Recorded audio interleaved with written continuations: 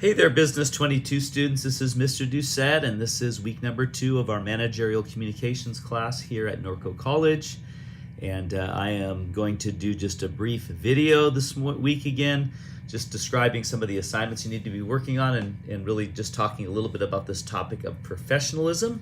And that's the topic of Chapter 2. This is going to show you how to conduct yourself in a manner in the workplace that would allow you to be considered a professional, considered a model employee. It's going to talk about teamwork. It's going to talk about the importance of meetings and keeping meeting minutes and how to conduct a meeting, listening skills, nonverbal skills, etiquette skills. All those things are covered in this really broad chapter on basic communications really in the workplace.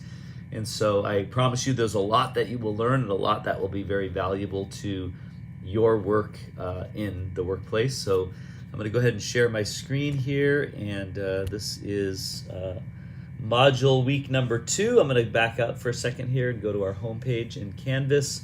Of course, this is where you'll land when you come into our class, and then I'm just going to come down here to module 1 since that's the module we're still in. We're in module 1, week number 2.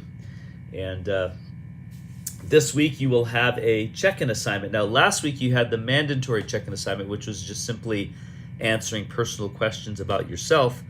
Now you're going to be doing a check-in assignment that's going to cause you to, or ask you to answer some questions right out of the textbook. And just so you know, what I'm looking for in these check-in assignments is really just the answer that the book gives for the question that I'm asking. And that's really all I'm looking for. So I went through the book and I picked out a couple of questions, and I'm asking you to give me the answers from the book that you can find. And they shouldn't be too brief. They should be a few sentences long, or at least a short paragraph each, at least. And you're just answering the questions. It's my way of getting you into the textbook. It's also my way of getting you into the class every week to check in, because you really should be checking in multiple times, but at least once. With that, I've also included the PowerPoint slides right there, right below the check-in assignment. And the check-in assignment is basically 4 questions. I think it's 3 questions actually on Chapter 2. Actually 4 questions on Chapter 2, and they're, again, just answer with like a paragraph or so response. Just make sure you answer the question. And then, so you have PowerPoints. If you want to review those, you can. And then I have a quiz for Chapter 2, which every week there's a quiz. And the quizzes aren't really meant to be stressful. You get 3 chances to take them, so if you don't like the first one, take it again.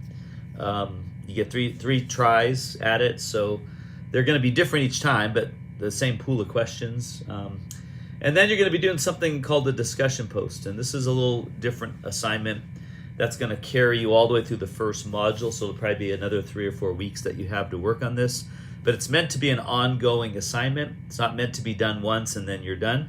It's meant to be done now and then revised, next week, and then revised again the next week until you get your final list. And what the list is, what the question is, or topic is the do's and don'ts of effective business presentations. So you're going to be making a list of what a presenter should do and shouldn't do. And really it should be 2 lists. It should be a list of what the presenter does and doesn't do, and then also what your PowerPoint presentation should be like. The do's and don'ts of presenting, the do's and don'ts of using PowerPoint or presentation software in your presentation. And so I've given you a lot of helps on this. There's some videos here you can watch that explain, do's and don'ts of presentations. You don't need to watch all of them. Maybe just pick a few that look good to you. There's also a little video right here called the, where's it at? There's one here that was about the world's worst. There's 8 tips on giving a presentation like a pro. That's a really good one. And then I thought it was in here. I guess it isn't. I'll have to add that. But it's basically one that's the world's worst PowerPoint presentation. And it's just slides that make you, that you'll see right away when you see it. The slides are just really bad, and you'll be able to know what's wrong with them right away. It gives you the answers. So anyway, watch those, and then what you're going to do is you're just going to make a list. So you're going to have a list of the do's of presenting, the don'ts of presenting. Things like look at your audience. Don't speak too softly. Don't read from the slides. All that kind of stuff, and then. Then it's going to have the presentation software. So what you should do and not do there. Don't have contrasting colors, poorly contrasting colors. Don't use too small of a font. Don't have too many pictures. Don't have paragraphs of text. So that's kind of the do's and don'ts of the presentation software. And so you need to do 2 lists, or 4 lists really, do's and don'ts of each one.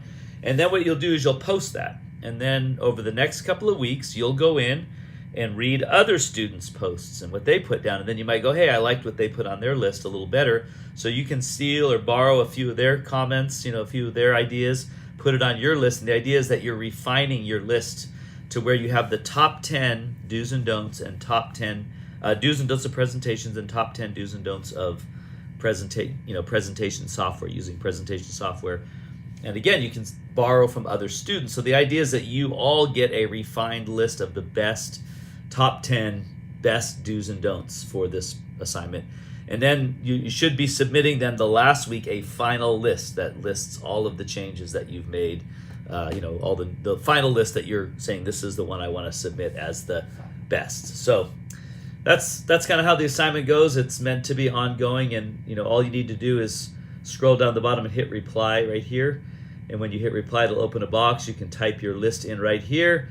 And then when you're on this assignment, you will see down here below other students' comments and lists. So you can go in and you can hit reply, next to theirs. If I post a reply here, now you have the option to reply to theirs. So you click reply.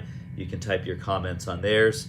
And for me, it shows all of yours in one place. And I can go in and grade it that way. So anyway, and what you see is a running list of everybody's comments and lists.